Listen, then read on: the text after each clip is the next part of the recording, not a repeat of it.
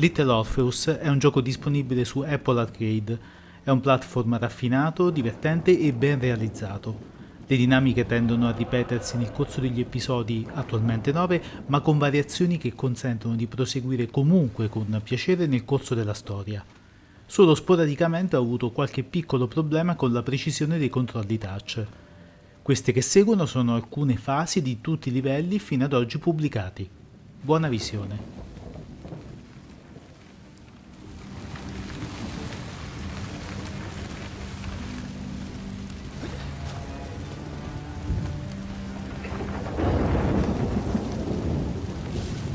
Imagine my shock and surprise to find in that clearing the last part of the rocket drill.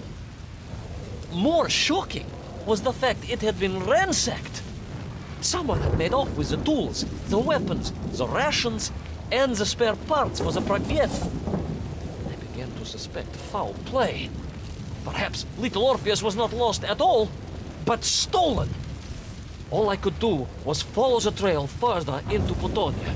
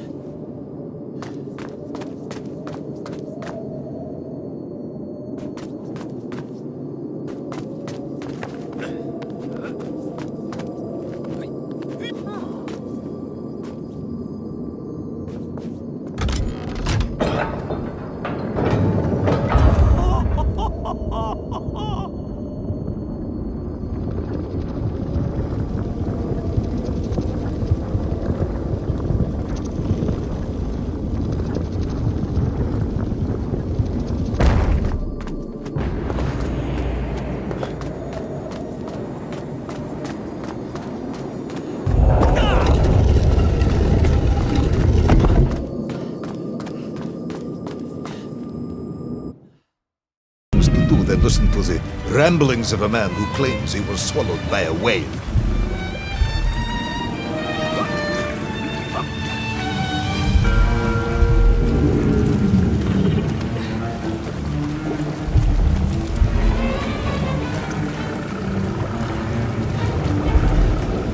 It is a shame, Jim. People can be so closed-minded. I, on the other hand, have little choice but to hear you out. For your own sake, Ivan Ivanovich, I must urge you to be brief. Absolutely, General. I will tell you directly of my miraculous escape from the belly of the whale. You simply...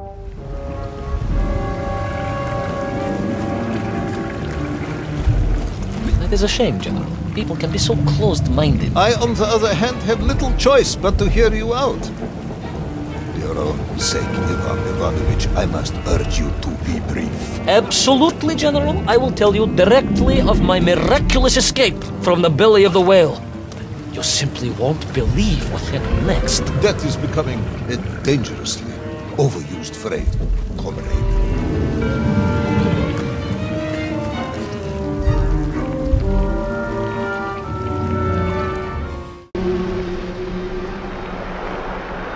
It was a beautiful but deadly wasteland.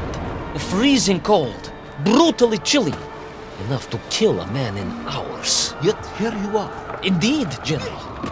An impoverished childhood playing in the streets of Omsk during those bitter winters had made me hardy. I thought you said you grew up in Altai. Ah, General, the life of a poor toy maker's family. We had to move from place to place just to find work.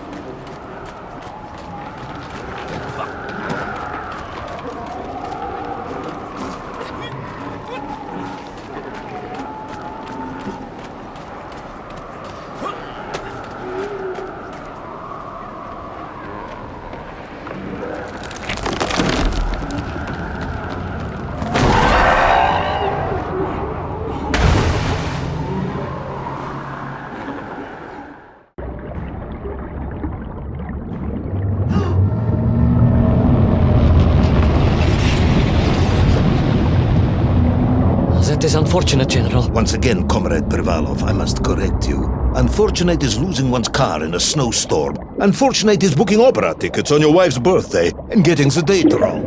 Was she furious? That is not the issue! Furious. However, now that is a good word. I could speak with your wife. Would that help? I could always have a word with her if you like. I could always have you shot. You could, but I suspect she would appreciate the gesture less.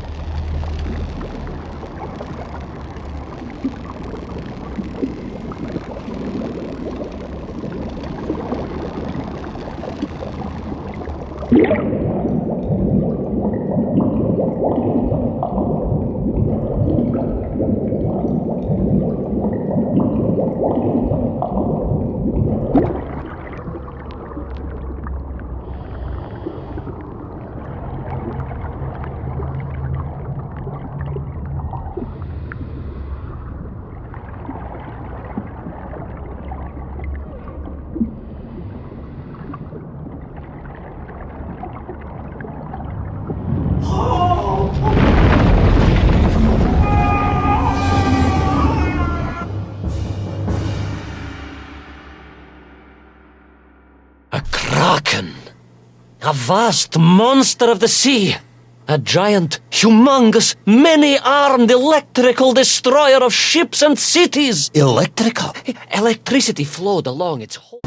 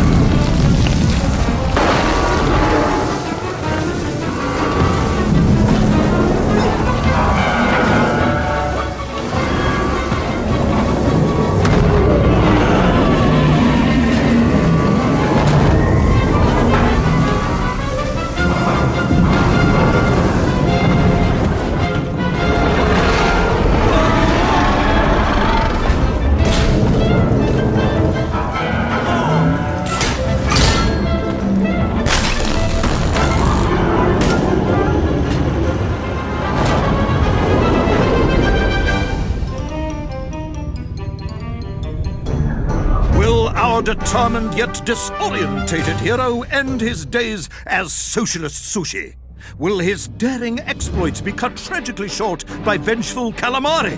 Will the general's wife ever forgive him for missing Ruslan and Lyudmila? And just how many eggs did Pavel steal, and where did he keep them? All of these questions and more may or may not be answered in the next exciting episode of Little Orpheus! Such amplification could achieve when fused to the finest atomic science our great Soviet civilization has produced. Wait, I do not understand. You said Thor was planning on using the bomb to shatter the Earth's crust to return to the surface. A tragic mistake, Jim. I recognized the extent of his mad ambitions. You mean to imply Thor would have attempted to enslave the Russian people? Pah! The will of the Soviet citizen is mighty and strong. To you, perhaps, as a trained warrior. But consider, perhaps instead, a humble son of a toymaker from Tomsk. Ah, yes. Perhaps we have our share of simpletons, after all.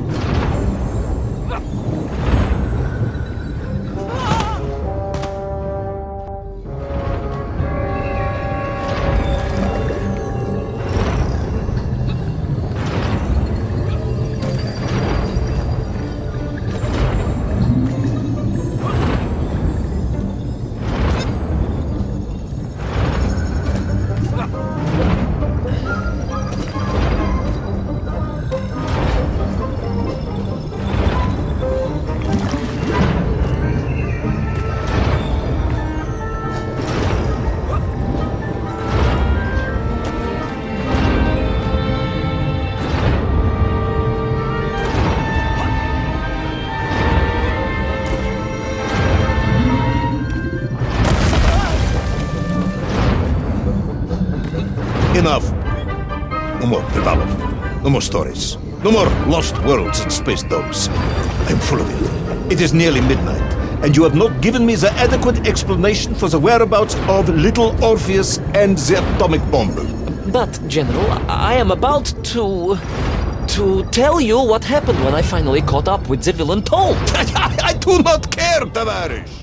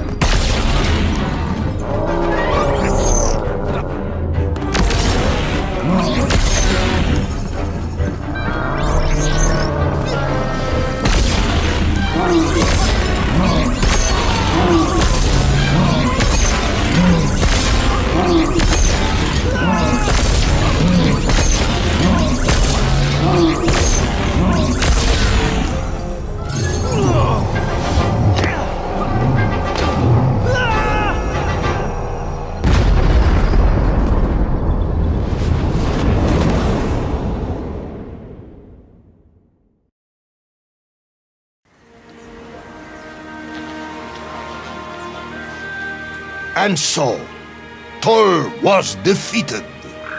Little Orpheus destroyed, the bomb lost forever. Not just that, General. In that moment, time sprung back to its proper shape, and I found myself once more in Plutonia, as the start of my journey.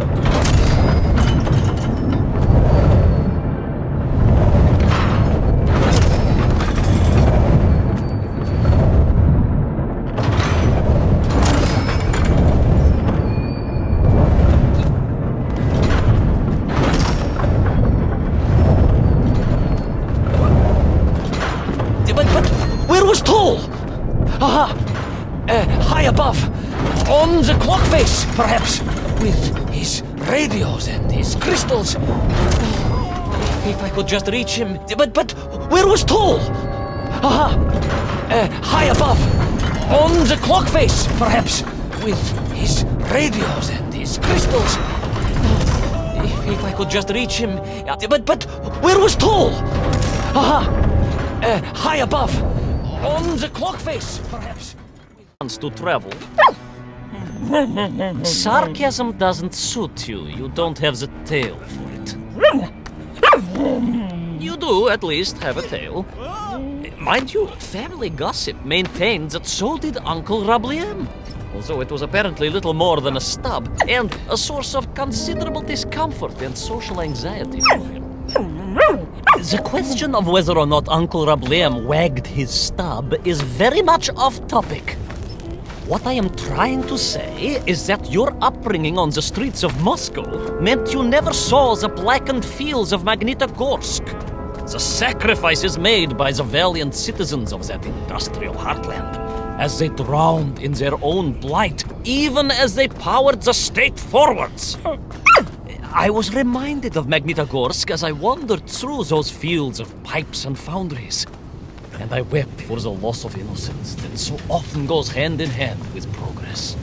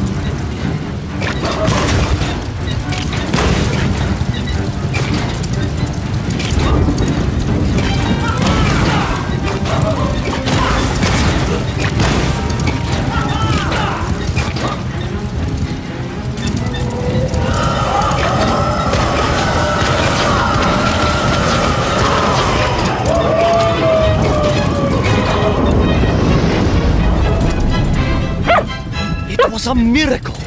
I found myself swooping through beautiful clear skies, the strange interior sunlight gleaming on the sides of my fishy vessel.